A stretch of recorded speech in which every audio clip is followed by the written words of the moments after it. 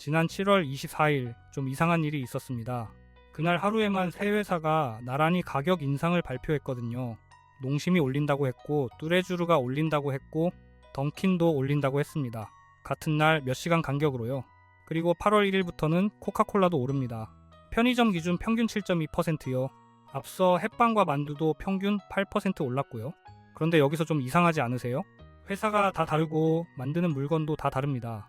라면 만드는 회사랑 도넛 만드는 회사가 무슨 상관이겠어요. 그런데 왜 하필 같은 날 다 같이 올렸을까요? 그리고 더 이상한 게 하나 더 있습니다. 사실 이 회사들 불과 넉 달 전에는 값을 내렸었거든요. 내렸다가 다시 올린 겁니다. 오늘 이야기는 여기서 시작합니다. 먼저 8월부터 뭐가 오가 오르는지부터 보겠습니다. 농심은 용기라면 18개, 새우깡 같은 스낵 23개를 올립니다. 던킨은 도넛 39종을 평균 6.5%, 뚜레쥬르는 빵과 케이크를요. 코카콜라, 스프라이트, 환타, 파워에이드 줄줄이 오릅니다. 외식도 마찬가지입니다. 더본코리아가 브랜드 메뉴를 평균 11% 올렸어요. 편의점에서 콜라 하나 집었다가 값 보고 잠깐 멈칫한 적 요즘 다들 있으실 겁니다. 소비자 물가 상승률은 2달 연속 3%를 넘었습니다. 월급만 빼고 다 오른다는 말이 괜히 나오는 게 아니에요. 자, 그럼 아까 그 질문부터 풀어봅시다. 왜 하필 같은 날 다 같이 올렸을까요? 여기엔 아주 인간적인 이유가 있습니다. 눈치입니다. 가격을 올리면 욕을 먹습니다. 뉴스에도 나오고 댓글도 달리고요. 그런데 혼자 올리면 그 욕을 혼자 다 먹어야 합니다.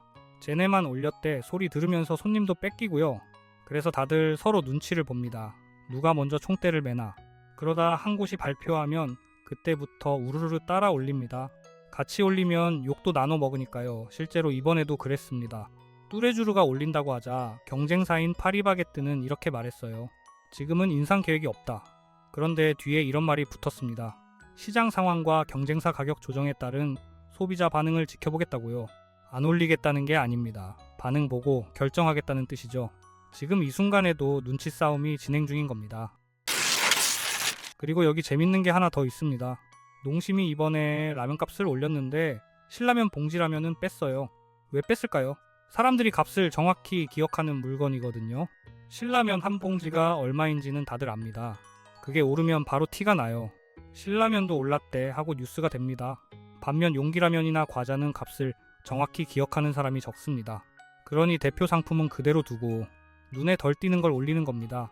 이걸 나쁘다고만 하긴 어렵습니다. 장사하는 입장에선 당연한 계산이니까요. 다만 우리가 알아둘 건 있습니다. 신라면은 안 올랐네 하고 안심하는 순간 장바구니 전체는 이미 올라 있다는 것. 자, 이제 진짜 이상한 얘기를 해보겠습니다. 아까 이 회사들이 넉 달 전에 값을 내렸었다고 했죠. 이게 무슨 일이었냐면요. 올해 초 공정거래위원회가 밀가루와 설탕 회사들의 담합 의혹을 조사하기 시작했습니다. 담합이 뭐냐면 회사들끼리 몰래 짜고 값을 정하는 걸 말합니다. 경쟁을 안 하기로 약속하는 거죠. 당연히 불법입니다. 조사가 들어가자 어떻게 됐을까요? 제분회사와 제당회사들이 알아서 공급가를 4에서 6% 내렸습니다. 밀가루와 설탕이 싸지니까 그걸 쓰는 회사들도 압박을 받았습니다. 정부 차원에서도 원재료 값이 내렸으면 그 혜택이 국민에게 돌아가야 한다는 메시지가 나왔고요. 그러자 릴레이가 시작됐습니다. 제빵회사가 먼저 내렸고 라면 4사가 일부 제품을 5%에서 15%까지 내렸습니다. 식용유도 내렸고요. CJ제일제당, 농심, 오뚜기, 삼양식품, 롯데웰푸드, 혜태제과, SPC까지 네로라는 식품회사가 거의 다 값을 내렸습니다. 그때 기사 제목들이 이랬어요. 몇 년에 한 번 볼까 말까 한 일이 벌어졌다. 그만큼 드문 일이었습니다. 그런데 그게 지난 3월이었습니다. 그리고 지금이 7월이에요. 넉 달 만에 도로 올라가고 있는 겁니다. 그럼 이렇게 생각하기 쉽습니다. 거봐, 기업들은 어떻게든 올리려고 하는구나. 그런데 여기서 한 발 더 들어가 봐야 합니다. 기업 쪽 이야기도 들어봐야 하니까요. 식품회사들이 얼마나 남기는지 아세요? 지난해 기준으로 CJ제일제당이 3.6%, 롯데칠성이 4.6%, 농심이 4.7%입니다. 100원어치를 팔면 4원쯤 남는다는 뜻이에요. 생각보다 훨씬 얇습니다. 이 정도면 원가가 조금만 올라도 바로 흔들립니다. 그런데 지금 원가가 조금 오른 정도가 아니에요. 국제 유가가 배럴당 100달러를 다시 넘었습니다. 환율도 높습니다. 원재료를 수입해 오는데 달러가 비싸니 값이 뜁니다. 업계에서는 이대로 가면 영업이익 감소를 넘어 적자까지 걱정된다는 말이 나옵니다. 그리고 이런 반박도 있습니다. 값이 오를 때는 기업도 참았다는 겁니다. 지난해 초 코코아 값이 5배 넘게 폭등했을 때도 바로 제품값에 반영하지 않고 버텼다고요.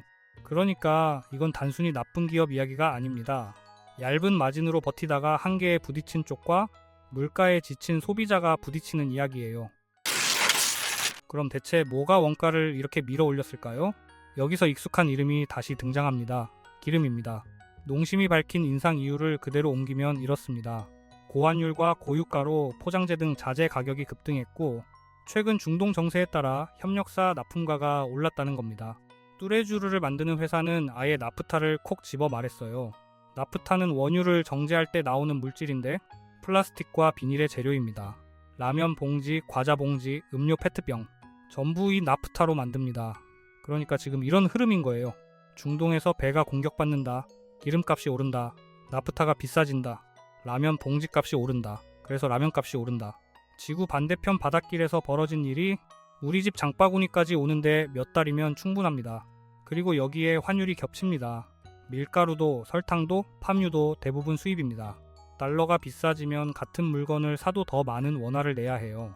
기름 따로 환율 따로가 아니라 둘이 같이 밀어 올리는 겁니다. 자, 그럼 여기서 진짜 질문을 던져보겠습니다. 정부가 계속 누르면 값이 잡힐까요? 지난 넉 달이 그 답을 보여줬습니다. 누르면 내려갑니다. 실제로 내려갔어요. 그런데 오래 못 갑니다. 왜냐하면 값을 밀어 올린 진짜 원인이 우리나라 안에 없거든요. 중동 정세, 국제 유가, 환율 전부 우리가 어떻게 할 수 없는 것들입니다. 그러니 회사한테 내려라 하면 잠깐은 내립니다. 그런데 원인이 그대로 있으니 몇 달 뒤에 다시 올라옵니다. 지금 우리가 보고 있는 게 정확히 그 장면이에요. 그럼 계속 못 올리게 막으면 어떻게 될까요? 그때부터는 다른 방법이 나옵니다. 값은 그대로 두고 양을 줄이는 겁니다. 과자 봉지는 그대로인데 안에 든 게 줄어드는 거죠. 아니면 재료를 더 싼 걸로 바꾸거나 아예 그 제품을 안 만들기도 합니다. 값을 못 올리게 하면 값이 아닌 다른 곳이 깎입니다. 소비자 입장에선 오히려 더 알기 어려워지는 셈이에요. 정리해봅시다. 왜 하필 같은 날 다 같이 올렸을까요? 혼자 욕먹기 싫어서 서로 눈치를 보다가 함께 움직인 겁니다. 그런데 진짜 이야기는 그 다음입니다. 넉 달 전에 내렸던 값이 다시 올라왔다는 것. 그건 그 인하가 진심이 아니었다는 뜻일 수도 있고 누르는 걸로는 물가를 잡을 수 없다는 뜻일 수도 있습니다. 확실한 건 하나예요. 지금 우리 장바구니를 흔드는 힘의 상당 부분이 우리나라 밖에 있다는 겁니다. 중동의 바닷길, 국제유가, 그리고 환율, 라면 한 봉지 값에도 그 먼 곳에 사정이 들어있는 거죠. 그러니 앞으로 물가 뉴스를 보실 때 기업만 탓하지도 말고 정부만 탓하지도 마세요. 값이 왜 움직이는지 그 뿌리를 보셔야 합니다. 뿌리가 밖에 있으면 안에서 아무리 눌러도 오래 못 갑니다. 오늘 이야기는 여기까지입니다. 여러분은 어떻게 보시나요? 물가는 정부가 나서서 눌러야 할까요? 아니면 눌러도 어차피 튀어오르니 다른 길을 찾아야 할까요? 여러분 생각을 댓글로 남겨주세요.